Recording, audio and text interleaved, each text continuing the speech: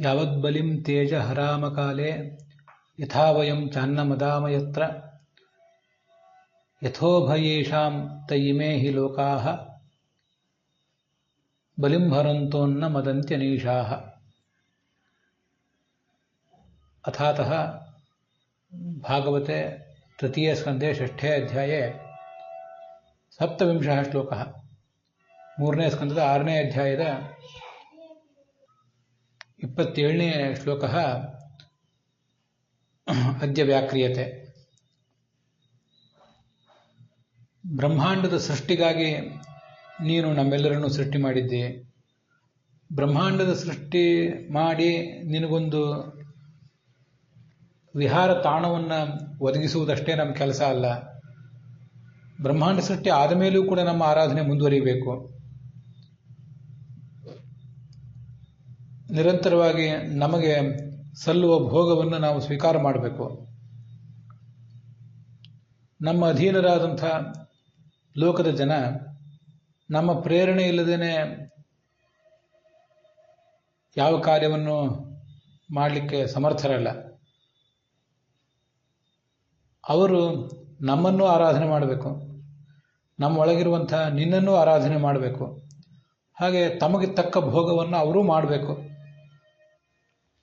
ಇದಕ್ಕೆ ಬೇಕಾದ ಜ್ಞಾನವನ್ನು ನಮಗೂ ಅವರಿಗೂ ಎಲ್ಲರಿಗೂ ನೀನೇ ಕೊಡಬೇಕಷ್ಟೆ. ಅದಿಲ್ಲದೆ ಹೋದರೆ ಮತ್ತೆ ಮಾಡುವವರು ಯಾರು? ನೀನು ನಮಗೂ ನಮ್ಮ ಮುಂದಿನ ಎಲ್ಲ ಪೀಳಿಗೆಗಳು ಜನಕ, ಪುರಾಣ ಪುರುಷನೇನು, ನಿರ್ವಿಕಾರನಾದವನು.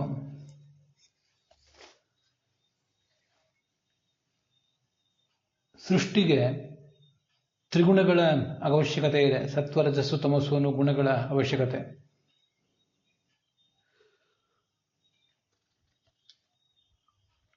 ಆ ಗುಣಗಳನ್ನು ಆಧಾರವಾಗಿಟ್ಕೊಂಡು ಪ್ರತಿಯೊಬ್ಬ ಜೀವಾತ್ಮನ ಒಂದೊಂದು ಪ್ರಾರಬ್ಧ ಕರ್ಮ, ಅವನವನ ಹಿನ್ನೆಲೆ, ಇದನ್ನೆಲ್ಲವನ್ನು ಆಧಾರವಾಗಿಟ್ಟುಕೊಂಡು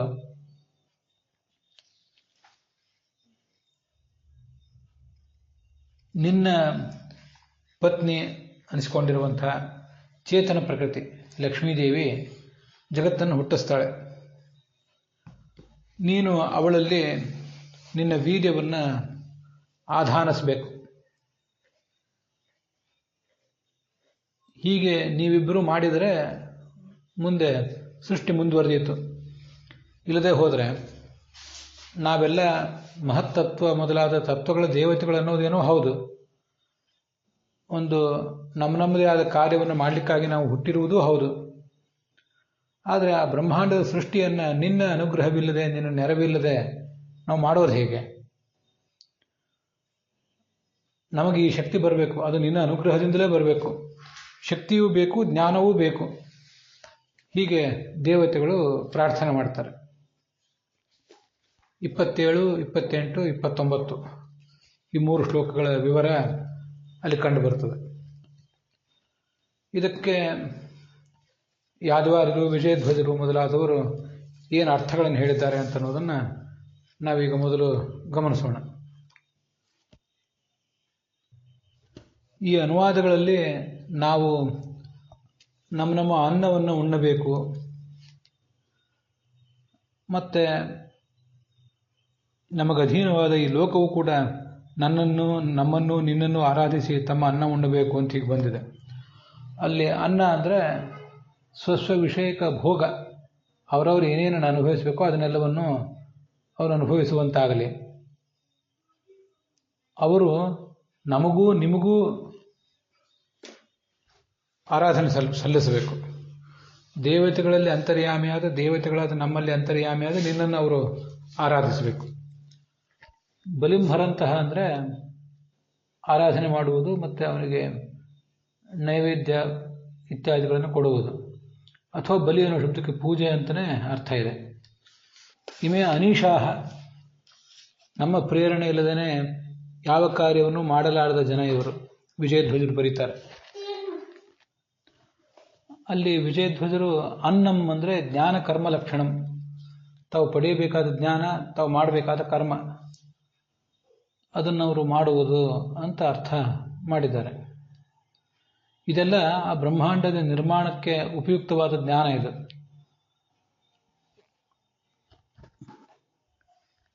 ಕವಿ ಅಂತ ಭಗವಂತನಿಗೆ ಅಲ್ಲಿ ಶಬ್ದ ಇದೆ. ಕವಿ ಅಂದರೆ ಅತಿಕ್ರಾಂತದರ್ಶಿ,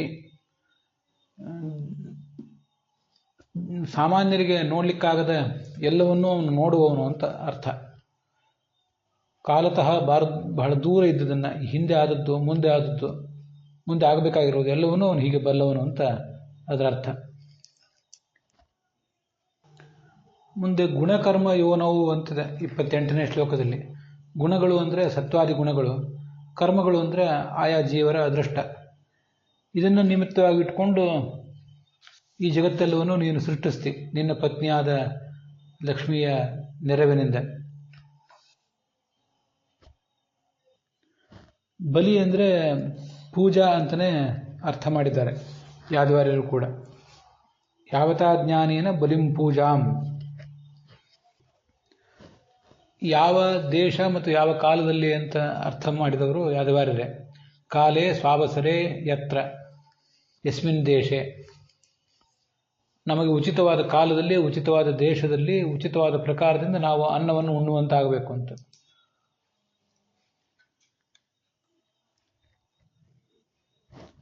ಆದರೆ ಅನ್ನ ಅಂದ್ರೆ ಏನಂತ ಅರ್ಥ ಬರೋದಿಲ್ಲ ಯಾದವಾರ್ಯರು. ಕೂಟಸ್ಥ ಅಂದರೆ ನಿರ್ವಿಕಾರ. ಕೊನೆ 29ನೇ ಶ್ಲೋಕದಲ್ಲಿ ಸತ್ಪ್ರಮುಖಾಹ ಅಂತಿದೆ. ಸತ್ಪ್ರಮುಖಾಹ ಅಂದರೆ ಆಚಾರ್ಯರು ಮಹದಾದಯ ಅಂತ ಅರ್ಥ ಬರೆದಿದ್ದಾರೆ. ಮಹತ್ತತ್ವ ಮೊದಲಾದವುಗಳ ಅಭಿಮಾನಿ ದೇವತೆಗಳು ಅಂತ ಅದಕ್ಕೆ ಅರ್ಥ ವಿವರಿಸಿದ್ದಾರೆ ಯಾದವಾರ್ಯರು. ನೀನು ನಮಗೆ ಕಣ್ಣು ಕೊಡು ಅಂತ ಪ್ರಾರ್ಥನೆ ಮಾಡಿದ್ದಾರೆ. ಕಣ್ಣು ಕೊಡುವುದಂದರೆ ಅದಕ್ಕೆ ಉಪಯುಕ್ತವಾದ, ಸೃಷ್ಟಿ ನಿರ್ಮಾಣಕ್ಕೆ ಉಪಯುಕ್ತವಾದ ಜ್ಞಾನ ನೀನು ನಮ್ಗೆ ಕೊಡು ಅಂತ ಅದರ ತಾತ್ಪರ್ಯ. ಚಕ್ಷುಹು ತದುಪಯುಕ್ತಂ ಜ್ಞಾನಂ ಪರಿದೇಹಿ ಅಂತ ಯಾದವಾರ್ಯರು ಅದನ್ನು ವ್ಯಾಖ್ಯಾನಿಸಿದ್ದಾರೆ. ಅನ್ನ ಅನ್ನೋದಕ್ಕೆ ಶಬ್ದಾದಿ ಭೋಗ್ಯ ಅಂತ ಅರ್ಥ ಬರೆದಿದ್ದಾರೆ ವೀರರಾಘವರು. ಶಬ್ದ, ಸ್ಪರ್ಶ, ರೂಪ, ರಸ, ಗಂಧ ಇದನ್ನು ಅನುಭವಿಸುವುದೇ ಭೋಗ. ಅದರಿಂದ ನೇರವಾಗಿ ಅನ್ನ ಅಂತ ಅರ್ಥ ಮಾಡುವುದು ಯಾಕೋ ಅಷ್ಟು ಚೆನ್ನಾಗಿರೋದಿಲ್ಲ. ಶ್ರೀಧರರು ಅನ್ನಂ ಅದಾಮ ಅಂದರೆ ಭಕ್ಷಯಾಮ. ಹಾಗಾದರೆ ಅವರು ಅನ್ನ ಎಂಬುದರಿಂದ ಆಹಾರವನ್ನೇ, ಹೊಟ್ಟೆಗೆ ತೆಗೆದುಕೊಳ್ಳುವ ಆಹಾರವನ್ನೇ ಹೇಳಿದಂತೆ ಕಾಣಿಸ್ತದೆ. ಹಾಗೆ ಕೆಲವು ಅನುವಾದಗಳಲ್ಲೂ ಕಾಣಿಸ್ತವೆ. ಆದರೆ ಅನ್ನ ಅನ್ನೋದಕ್ಕೆ ಅವರವರಿಗೆ ಉಚಿತವಾದ ಭೋಗ ಅಂತ ಅರ್ಥ ಮಾಡುವುದು ಹೆಚ್ಚು ಯೋಗ್ಯ. ಒಟ್ಟಾರೆ ಮನುಷ್ಯ ಗಂಡಾಗಲಿ ಹೆಣ್ಣಾಗಲಿ, ಪ್ರಾಣಿ ಪಕ್ಷಿ ಎಲ್ಲರೂ ಕೂಡ ಅನುಭವಿಸುವುದು ಶಬ್ದ, ಸ್ಪರ್ಶ, ರೂಪ, ರಸ, ಗಂಧ ಇವುಗಳನ್ನೇ. ಇವು ಗುಣಗಳು ಬೇರೆ ಬೇರೆ ವಸ್ತುಗಳಲ್ಲಿ ಸಿಗ್ತವೆ. ಆ ವಸ್ತುವನ್ನು ನೋಡಿ, ಅದರ ಗಂಧವನ್ನು ಮೋಸಿ, ಅದನ್ನು ಸ್ಪರ್ಶವನ್ನು ಸ್ವೀಕಾರ ಮಾಡಿ, ಅದರ ರಸವನ್ನು ತಿಂದು ಬಾಯಿ ಚಪ್ಪರಿಸಿ ಮನುಷ್ಯ ಸುಖ ಪಡ್ತಾನೆ. ಆದ್ದರಿಂದ ಅನ್ನ ಅನ್ನೋ ಶಬ್ದಕ್ಕೆ ಶಬ್ದಾದಿ ಭೋಗ್ಯ ಅಂತ ಅರ್ಥ ಮಾಡೋದು ಯೋಗ್ಯವಾಗಿ ಕಾಣಿಸ್ತದೆ. ವಿಜಯಧ್ವಜರು ಕೂಡ ಅನ್ನ ಅಂದರೆ ಕೇವಲ ಹೊಟ್ಟೆಗೆ ತಿನ್ನುವ ಅನ್ನ ಅಲ್ಲ, ಜ್ಞಾನ ಮತ್ತು ಕರ್ಮಗಳೆಂಬ ಅನ್ನ ಅಂತ ಹೇಗೆ ಅರ್ಥ ಮಾಡಿದ್ದಾರೆ. ಅದಕ್ಕಿಂತ ಶಬ್ದ ಸ್ಪರ್ಶ ರೂಪರಸ ಗಂಧಗಳು ಅದನ್ನೇ ಅನ್ನ ಅಂತ ಇಟ್ಕೊಳ್ಳೋದು ಹೆಚ್ಚು ಚೆನ್ನಾಗಿ ಕಾಣಿಸ್ತದೆ ನನಗೆ. ಇದರಲ್ಲಿ ಸತ್ಪ್ರಮುಖ, ಮತ್ಪ್ರಮುಖ ಅಂತ ಹೀಗೆಲ್ಲ ಪಾಠಾಂತರ ಇರೋದು ಕಾಣಿಸ್ತದೆ ಕೊನೆಯ ಶ್ಲೋಕದಲ್ಲಿ. ಅದನ್ನು ರಾಧಾಕೃಷ್ಣರ ವ್ಯಾಖ್ಯಾನದಲ್ಲೂ ತೋರಿಸಿದ್ದಾರೆ. ಸತ್ಪ್ರಮುಖ ಅಂತಲೇ ಪಾಠ ಇಟ್ಕೊಂಡು ಮಹದಾದಿ ತತ್ವಗಳು ಅಂತಲೇ ಎಲ್ಲರೂ ವ್ಯಾಖ್ಯಾನಿಸಿದ್ದಾರೆ. ಯಾರೋ ಕೆಲವರು ಮಾತ್ರ ಕಿಂತ ಭಿನ್ನವಾಗಿ ವ್ಯಾಖ್ಯಾನ ಮಾಡಿದ್ದಾರೆ. ಆಚಾರ್ಯರು ಕೂಡ ಸತ್ಪ್ರಮುಖಾಹ ವಯಂ ಅಂದರೆ ಮಹದಾದಿ ತತ್ವಗಳು, ಆ ತತ್ವಗಳ ಅಭಿಮಾನಿಗಳಾದ ನಾವೆಲ್ಲರೂ ಅಂತ ಹೀಗೆ ಅರ್ಥವನ್ನು ಎತ್ತಿ ಹಿಡಿದಿದ್ದಾರೆ.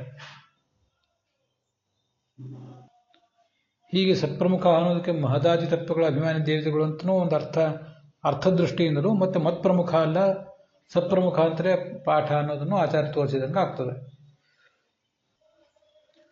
ಹೀಗೆ ಇದರ ವಿವರಣದೊಂದಿಗೆ ಈ 6ನೇ ಅಧ್ಯಾಯದ 30ನೇ ಶ್ಲೋಕ ಸಮಾಪ್ತವಾಗಿದೆ.